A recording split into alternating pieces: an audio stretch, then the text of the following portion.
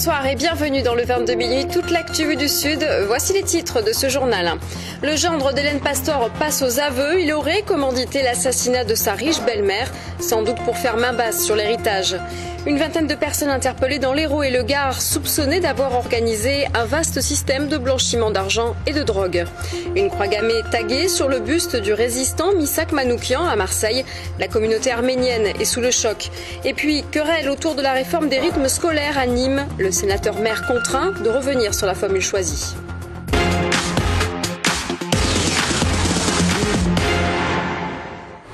Mais tout d'abord, les aveux du gendre d'Hélène Pastor et de son coach sportif. Le premier serait le commanditaire de l'assassinat de la riche héritière. Le second, l'organisateur, le mobile, l'héritage de la fille de la femme d'affaires. Julien Desvages.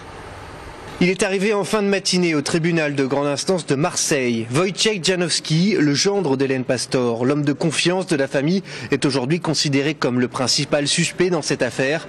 Il a avoué avoir commandité l'assassinat de la milliardaire monégasque. Entre le 22 avril et le 4 mai 2014, c'est-à-dire juste avant les faits qui sont du 6 mai, Janowski a retiré en espèces sur un compte offshore à Dubaï la somme de 250 000 € en 9 opérations. Cette somme aurait en grande partie été versée à Pascal Doriac, l'autre homme clé dans cette affaire. Ce coach sportif de 46 ans aurait servi d'intermédiaire entre le commanditaire et les Marseillais qui ont mené cette opération. En réalité, il est le chef de la logistique, il est aussi le véritable organisateur de ce crime. Il a tout reconnu. Je dis bien, il a tout reconnu et a mis sérieusement en cause messieurs Janowski, Belkatir et Hamadi. Reste maintenant à connaître le mobile de cet assassinat. En couple depuis 28 ans avec la fille de la victime, Wojciech Janowski, 64 ans, était homme d'affaires et consul honoraire de la Pologne. Avait-il des difficultés financières? C'est ce que semblent penser les enquêteurs. Alors on peut s'interroger, ce que font les enquêteurs et le juge d'instruction, sur le véritable mobile de monsieur Janowski, qui pourrait être, selon nous, la volonté de mettre la main sur l'héritage de madame Sylvia Pastor. Dans cette affaire, 7 personnes ont été mises en examen et déférées à Marseille pour association de malfaiteurs en vue de commettre un meurtre en bande organisée. Ils risquent tous la prison à perpétuité. Un contrat donc à un peu plus de 200 000 € reversé au coach sportif, au tireur et au guetteur pour tuer Hélène Pastor et son chauffeur. Une somme à relativiser pour l'ancien de la BAC et aujourd'hui auteur Marc Lamola. C'est beaucoup d'argent, certes, pour monsieur tout le monde, mais pour tuer deux personnes, c'est une misère, Et peu de gens accepteraient de tuer 2 personnes pour 100 000 €, pour ne serait-ce que 100 000 €. Voilà, seul dans ces cités-là, on trouve des gamins prêts à faire des horreurs pareilles pour une si petite somme. Ah, mais c'est vrai que c'est paradoxal, quoi. Les milliardaires monégasques qui vont faire appel à des gamins miséreux dans des cités, c'est stupéfiant. Moi qui suis scénariste, je crois que j'aurais pas pu inventer une telle histoire. C'est vraiment les deux extrêmes qui se rencontrent. Presque un mois que Sandrine a disparu. Cette jeune femme de 33 ans n'a plus donné signe de vie depuis le 3 juin dernier. Des proches, amis ou voisins se sont donné rendez-vous ce matin pour une manifestation silencieuse à Allo. Les explications de Romain Péric. Cette jeune femme de 3 ans a donné les derniers signes de vie il y a 24 jours entre le quartier La Valentine à Marseille et le quartier d'Anco-de-Botte sur la commune d'Allo dans les Bouches-du-Rhône. Une disparition inquiétante qui préoccupe les habitants de la petite commune venus participer à cette marche. Elle se met à la place des parents et on n'aimerait pas être à leur place parce qu'ils doivent souffrir tous les jours. Voilà, terrible. Je suis une maman et je pense à sa maman, à sa famille. Famille, amis, proches, voisins, cette manifestation silencieuse pour alerter la population et les médias est pleine d'émotions. Sa mère et sa grand-mère espèrent rapidement la retrouver. Il faut qu'elle nous voie ou que quelqu'un d'autre l'ait vue. Il faut qu'on ait enfin des nouvelles. Ça fait trop long, là, plus de 3 semaines sans nouvelles. Il faut qu'elle revienne. Reviens Sandrine, reviens. Reviens Sandrine, reviens mémé. Reviens mémé, téléphone bon. Sandrine, psychologiquement fragile, elle était prise en charge à l'hôpital Valvert à Marseille et ce n'est pas sa première fugue, mais chaque fois cela ne durait pas plus de quelques jours. Et Sandrine n'est jamais partie loin, jamais, jamais, jamais. Le plus loin, c'était la première fugue, c'était à Aix. On l'avait retrouvée dans les collines d'Aix. Mais voilà, elle a toujours donné signe. Une enquête est actuellement en cours et plusieurs battues ont déjà été organisées. D'après la famille, une personne l'aurait aperçue il y a quelques jours dans le département de l'Isère. Sandrine mesure 1m71, elle est châtain, elle a les yeux noisettes, plutôt banal. Un signe particulier cependant, son tatouage sur sa poitrine, un petit ange. Toute personne qui aurait des renseignements peuvent contacter le commissariat de Plan-de-Cuc. C'est un vaste coup de filet dans le milieu de la drogue. Une opération coup de poing dans l'Hérault et le Gard avec des perquisitions pour une valeur de plus de 300 000 €. Les détails avec Céline Durchon et Lucie Secconi. 250 bouteilles de champagne et grands crus, des montres en or, des voitures de luxe, de la drogue, des armes à feu ou encore de l'argent liquide. Le résultat de perquisition dans 14 domiciles à Montpellier, Agde et Nîmes. Une opération d'envergure qui conduit à l'interpellation de 20 personnes. De gros moyens engagés puisque nous étions 130 policiers engagés avec des renforts de la zone de défense, le groupe d'intervention de la police nationale de Marseille et de Nice, beaucoup de chiens de recherche stupéfiants et billets de banque, donc un total de 130 fonctionnaires. C'était nécessaire parce que lors des perquisitions, nous nous sommes rendus compte très vite que certains individus étaient très largement armés de fusils à pompe et même une grenade sur la commune de Nîmes. Un réseau très structuré et organisé avec des protagonistes déjà connus des services de police. Au cœur du trafic, une famille des quartiers des Marelles avec plusieurs revendeurs à la Mosson, Agde et dans le Gard. On est face à des personnes qui ont un train de vie nettement supérieur à leurs ressources, puisque la plupart d'entre elles sont sans ressources, vivent des minimums sociaux, du RSA pour certaines d'entre elles, et pour autant qui sont non imposables et qui pour autant donc bénéficient de sommes importantes sur leur compte saisis, bénéficient de voitures de luxe, etc. Donc effectivement on a un train de vie qui est totalement démesuré par rapport aux ressources officielles. Sur les comptes, une somme totale de 330 000 € qui a d'ores et déjà été saisie et placée sous scellé. Seuls 2 mandats de dépôt ont été ordonnés, l'état de santé de certains trafiquants étant inquiétant. Pour le moment, 9 mises en examen sont prononcées. L'enquête va encore durer plusieurs mois.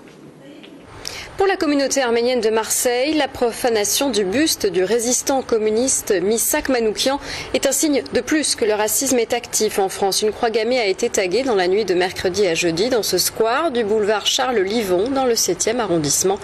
Barbara Tornambé. Toutes les traces ont été effacées, pourtant les habitants sont toujours sous le choc. Hier matin, ils ont découvert une croix gammée sur le buste de Misak Manoukian. C'est un geste imbécile. Déjà, imbécile de la part de gens qui ne connaissent pas l'histoire. C'est ma première réaction. Je trouve ça inadmissible, qu'il n'y a aucun respect et il y a des personnes qui étaient là et ils sont morts sûrement pour nous, évidemment. Misak Manoukian, au-delà d'être arménien, appartenait à un groupe de résistants contre l'occupation nazie en France. Un geste d'autant plus condamnable pour la communauté arménienne. On s'est attaqué à un symbole de la résistance, et c'est un véritable scandale. D'autant qu'il a été entaché et profané du plus sombre de ces signes-là, qui marquent encore cette époque où le racisme et la xénophobie étaient de mise. Aujourd'hui, le Conseil de coordination des organisations arméniennes de France envisage de déposer plainte. Il demande que tous les moyens soient mis en œuvre pour défendre les valeurs de la République et ainsi condamner cet acte odieux. Peut-être un hasard du calendrier, la montée de l'antisémitisme est dénoncée par le ministre de l'Intérieur. À l'occasion hier du dîner annuel du Conseil représentatif des institutions juives de France à Marseille, Bernard Cazeneuve a indiqué sa volonté de renforcer l'arsenal répressif pour lutter contre la radicalisation religieuse. Le sens de ma visite ici comme ministre de l'Intérieur est de venir dire à la communauté juive marseillaise, d'une part, ma volonté de créer les conditions partout en France d'une protection des lieux de culte, des écoles, de faire en sorte aussi que la tolérance l'emporte sur toutes les formes de haine, et l'antisémitisme est une forme de haine qui n'est pas pour moi, ministre de l'Intérieur, tolérable. La grève continue ce week-end à la SNCM, 4e journée d'action aujourd'hui, et des navires toujours à quai. La réunion du conseil de surveillance prévue aujourd'hui est reportée à lundi après-midi. Le gouvernement est responsable de la poursuite du mouvement, selon salariés et syndicats. Les rythmes scolaires et la réforme passent mal à Nîmes. La municipalité qui avait opté pour des activités périscolaires le vendredi après-midi doit revenir sur sa décision. Une obligation mal vécue par le sénateur maire de Nîmes, Jean-Paul Fournier, Olivier Michel. Je suis en désaccord avec elle et je la traite de manipulatrice. Le torchon brûle entre le sénateur maire de Nîmes et la recteure d'académie. C'est un communiqué du rectorat daté du 25 juin qui met le feu aux poudres. Dans ce dernier, la recteure annonce que le choix de la ville de Nîmes, qui consiste à réunir les activités périscolaires le vendredi après-midi, ne sera pas appliqué. En cause, l'interprétation des résultats de la concertation des conseils d'école. Sur les 83, 33 se sont prononcés pour l'expérimentation du vendredi, 33 se sont prononcés contre et 17 se sont abstenus. Alors chez moi, 17 plus 33, ça fait 50, donc une large majorité, parce que les 17 qui ne se sont pas prononcés, c'est parce qu'ils étaient contre la réforme. La question qui est posée aujourd'hui au conseil d'école, c'est est-ce que vous êtes favorable à l'expérimentation regroupe les activités périscolaires le vendredi après-midi? À cette question, il n'y a pas d'ambiguïté. 33 conseils ont répondu favorablement. 33 sur 83, ce n'est pas la majorité. Par conséquent, à Nîmes, c'est la tranche horaire 15h45, 16h30 qui accueillera les activités périscolaires, ce qui, selon la municipalité, n'occasionnerait qu'un léger manque à gagner face aux 2 à 3 millions d'euros du coût estimé de la réforme. Effectivement, le vendredi après-midi, c'était une petite baisse de 200 000 euros, mais c'est pas ça, vraiment. Ce n'est pas ces 200 000 euros qui ont orienté le choix du vendredi après-midi. Nous nous sommes saisis de la majorité de l'avis des conseils d'école. Sur les 280 communes du Gard, 70% d'entre elles seront comme Nîmes et appliqueront la réforme selon le décret initial. Les 30% restantes vont-elles tenter l'expérimentation du vendredi après-midi. On passe au résumé de l'actualité en bref et en image avec Kim Rodriguez. Martine Aubry ne sera pas poursuivie dans l'affaire du drame sanitaire de l'amiante. La Cour d'appel de Paris a annulé aujourd'hui sa mise en examen. La maire de Lille était poursuivie pour homicide et blessures involontaires pour son rôle au ministère du Travail dans les années 80. Les victimes ont de leur côté annoncé leur pourvoi en cassation.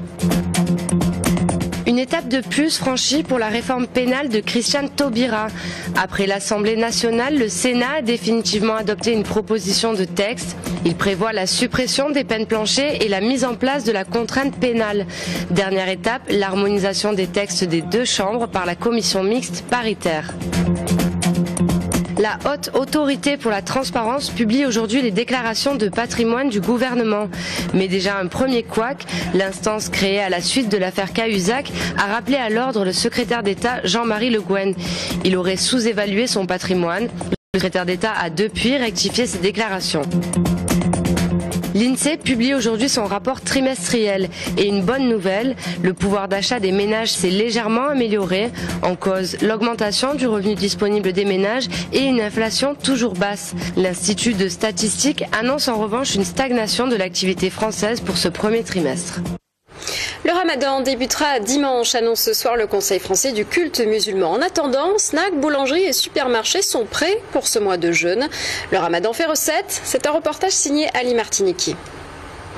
Le ramadan débute ce week-end. Dans cette boulangerie du centre-ville de Marseille, on adapte les horaires de travail pour faire face à la demande. On travaille plus à partir de l'après-midi où les gens arrivent, choisissent leurs gâteaux, leurs pains spéciaux, etc. On change toute l'organisation de travail. Dans ce snack, pendant un mois, fini le kebab ou le tourne d'eau frites, le menu doit changer. Non, le ramadan n'a pas de pizza. Il va faire mais que le gâteau, c'est tout. Mois de ramadan, on s'arrête les sandwichs, on fait les gâteaux orientaux. Zlabia, bakolo, tout ça.